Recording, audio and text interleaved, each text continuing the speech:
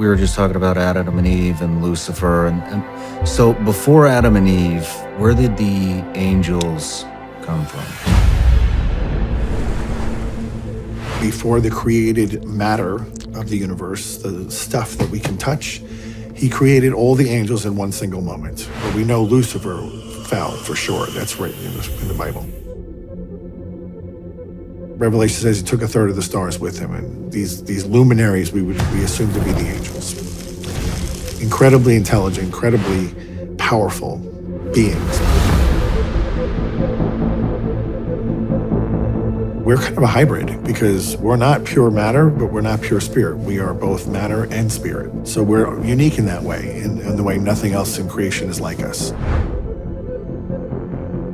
Father Dan Rehill, you're currently a Catholic priest as well as the exorcist of the Diocese of Nashville.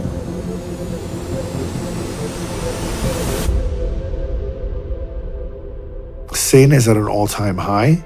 This is the most evil generation since the inception of man. Worse than the flood. Worse than Sodom and Gomorrah. Now. And we are propagating sin in a way we never used to. If you wanted to have a sexual sin, you had to go do it with somebody. But now we can just open a phone and do things on the phone.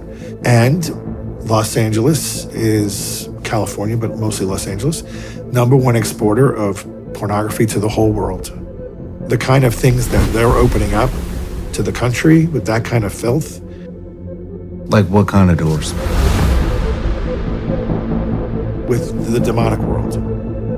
Have you heard of satanic ritual abuse? SRAs? No. And oftentimes the parent doesn't even know and offer that child to the devil for power, that they would gain some power in some way, or wealth, or whatever. As people hear that, they get a little angry, like, well, I don't think that's fair. It's not fair. Evil is not fair. Do you think that maybe Jesus is so hated because elites are threatened by a higher power?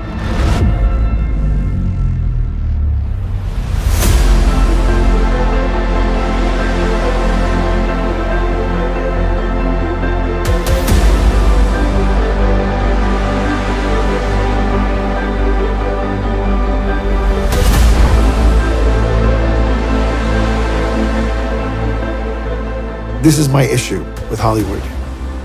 Do not tell me you're Catholic and then produce such filth and drag other people into your mess and then come to church on Sunday and sit in the pew. And as a Catholic, I resent you're using the word hate in a sentence that addresses me. I don't hate anyone, so don't mess with me. Excuse me, it's not okay. We put up with it with the politicians for long enough, but the Hollywood has to be held accountable too.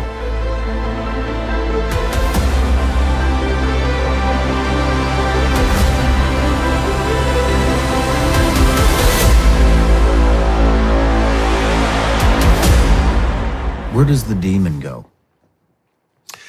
Don't know. I mean, when we actually are casting things out, we send them to the feet of Jesus for him to do what he wants with.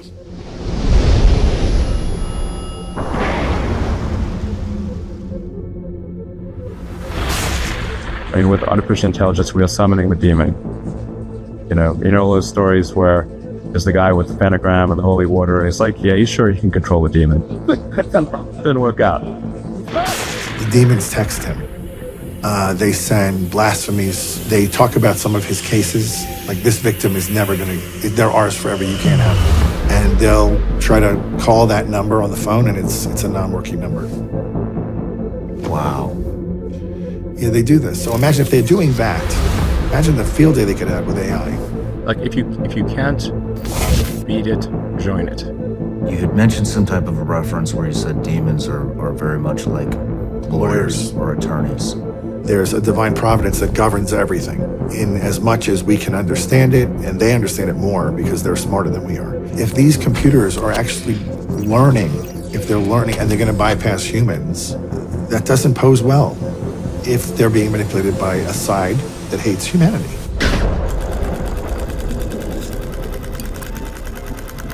There was a period of time up until maybe 10 or 15 years ago that the devil really tried to remain hidden.